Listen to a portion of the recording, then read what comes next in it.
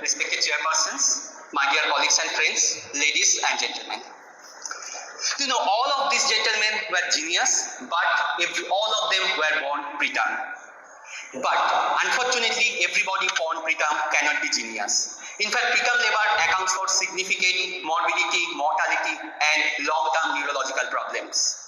So, in India, on the other hand, it accounts for 3.6 million of preterm births every year, of which 300,000 babies who are born preterm are dying. And India, in fact, accounts for the largest amount of preterm labor in the world. So, what can you do? Either predict or prevent preterm labor. Regarding the prediction, the most important risk factor is the previous preterm labor. Another important risk factor is the short cervix. Please remember, the cervical length should be assessed by TVS, not by abdominal ultrasound. And the definition of short cervix is the length less than 2.5 centimeter. Now let's see some cases. A lady presented to you in her second pregnancy. In her previous pregnancy, she had preterm labor at 22 weeks. So what will you do? Of course, you should offer the serial cervical length monitoring. Because it has been found that if you, in these cases, if you go for serial cervical length monitoring, you can find some indication of cerclage. Now, suppose this lady who has come to you, now you are doing the cervical length monitoring, and at 18 weeks you found that the cervix is short. So, what will you do? This is the classical indication, that is short cervix and previous preterm labor. It's a classical indication of putting the cerclage.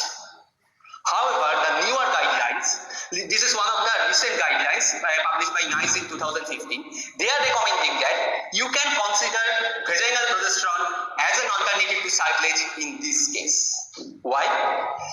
This group of authors, they performed the indirect comparison meta-analysis. What does it mean?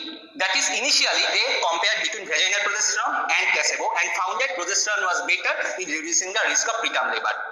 Then they compared between cerclage and no cerclage and found that cerclage was better. Then they drew indirect comparison between these two groups of modalities and found that both were same. Now, progesterone, as you know, is progestational agent. It's essential for maintenance of pregnancy. It has immunomodulator action. It increases the uterine blood flow and it decreases the uterine contractility. So this Cochrane database review published in 2015, they found that progesterone is better than placebo in reducing the risk of preterm labor. Please note in this forest plot, the diamond, the summary is on the left hand side, it does not touch the midline. So there is significant difference between progesterone and the placebo. Having said that, the Optimum trial, it was multicentric randomized control trial conducted in the UK and other European countries. They found that, it was published in the Lancet, they found that progesterone does not improve obstetric outcome, childhood outcome or neonatal outcome, although they did not find any adverse effects of progesterone. So subsequent to publication of this Optimal trial, this group of authors, they conducted individual patient data analysis, that is, they collected the individual patient data from each of the trials and they found that, see the forest plot, the progesterone is better than placebo in reducing the risk of preterm labor. And they concluded that there are high quality evidences to suggest that progesterone is not only effective in reducing the preterm labor, but progesterone does reduce the risk of neonatal morbidity, mortality and respiratory distress syndrome. Now, which route? You know, progesterone can be given by various routes, and each route is having its own merits and demerits.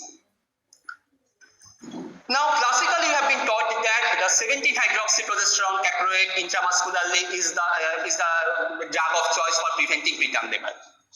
This study, although it was a retrospective cohort study, they found that the efficacy of vaginal progesterone was as same as that of the 17-hydroxyprogesterone caproate. So you can consider vaginal progesterone in place of 17-hydroxyprogesterone caproate. Now, vaginal progesterone on the other hand has the advantage that you can bypass the systemic side effect and you can achieve very high uterine contraction. On the other hand, the gel is even better because it has vaginal moisturizing property. Now, oral progesterone, you know, there are two candidates like micronized progesterone and dydrogesterone. Now, what is micronization?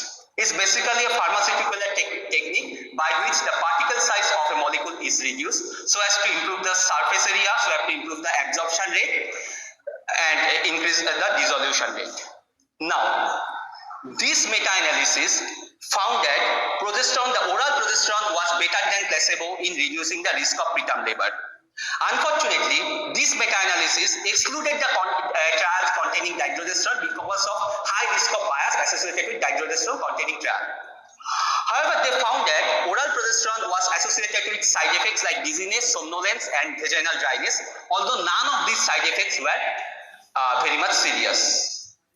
On the other hand, this network meta-analysis published in the BJOG, that is network meta-analysis means they compared among these candidates like vaginal progesterone, oral progesterone, 17-hydroxyprogesterone, sartlet, and pessary, and they found that it's only the vaginal progesterone which is consistently associated with reduced risk of preterm labor.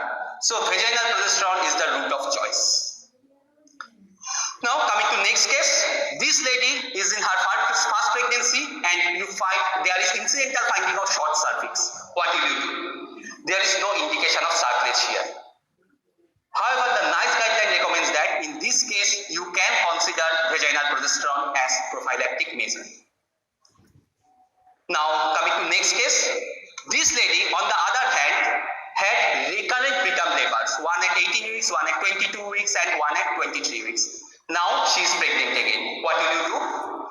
This is the classical indication for putting history indicated sarclage, because the MRC trial found that only the women who had previous 3 or more preterm labors, only these women are going to get maximum benefits from sarclage.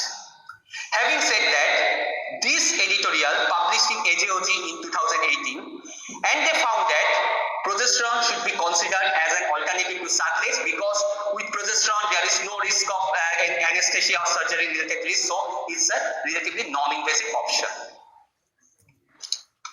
Now this lady who had recurrent preterm labor, now she underwent sarclage according to your advice. Now again during anomaly scan you found that the cervix is short. What will you do? Repeat sarclage is a big no-no because repeat sarclage paradoxically increases the risk of preterm labor. So what will you do? This case control study suggested that if there is short cervix, despite putting the sarclage, you can consider progesterone because vaginal progesterone in this case can further reduce the risk of preterm labor. Now next case, twin, spontaneous conception, first pregnancy, there is no other risk factor but twin. Would you like to put sarclage? Remember, in twin, if you put sarclage, it paradoxically increases the risk of preterm labor. And there are number of trials which have found that in twin, sarclage not only increases the risk of preterm labor, but it does more harm in the form of increasing neonatal morbidity, mortality, and respiratory distress syndrome. Now, what's about progesterone? Again, progesterone has not been found very effective in twin pregnancy in reducing the risk of preterm labor. Having said that, these two meta-analyses found that although progesterone does not reduce the risk of preterm labor in twin pregnancy, if you use progesterone, there is significant reduction in neonatal morbidity and mortality in preterm twins. However, we have to wait until the publication of this prospector. This is a randomized trial between progesterone and placebo in twin pregnancy. Now this is the last case, primary conceived after IVF. This is singleton pregnancy. Remember, even if there is no multiple pregnancy in IVF, IVF itself increases the risk of preterm labor compared to natural conception, even if there is singleton pregnancy. What will you do? Would you like to put sarclage to prevent preterm labor in IVF? Remember, IVF pregnancy is not the condition of sarclage deficiency. So there is no need to implement universal sarclage replacement program in IVF pregnancy. What about progesterone? This RCT found that if you start progesterone from mid-trimester and continue till 37 weeks in IVF pregnancy, there is significant reduction in preterm labor in IVF singleton pregnancy. However, there is no benefit in IVF twin pregnancy. Now, this trial, they included the IVF twin pregnancy. They completed their recruitment in Egypt in 2015. However, for some unknown reasons, this group of authors did not publish their results yet. So you don't know whether progesterone is actually effective in IVF twin pregnancies. Now, the question about safety. Remember, it's absolutely safe. There is no increased risk of any adverse obstetric outcome, congenital anomaly. And when the children born after exposure to progesterone, they were followed till 2 years after delivery. There was no increased risk of abnormal neurological development. And even the Optimum trial, which did not find any any beneficial outcome of progesterone, they even did not find any adverse outcome also. That's why most of the international bodies has recommended use of progesterone in prevention of preterm labor in high-risk cases. So, ladies and gentlemen, progesterone is very safe and effective option in preventing the preterm labor. It's especially helpful for women who are having high-risk factors like previous preterm labor or short cervix. However, we need further study to see whether progesterone is effective in reducing the risk of preterm labor in IVF pregnancy and in twin pregnancy.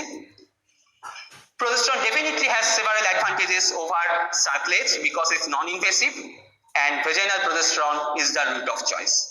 Thank you very much for your patient hearing.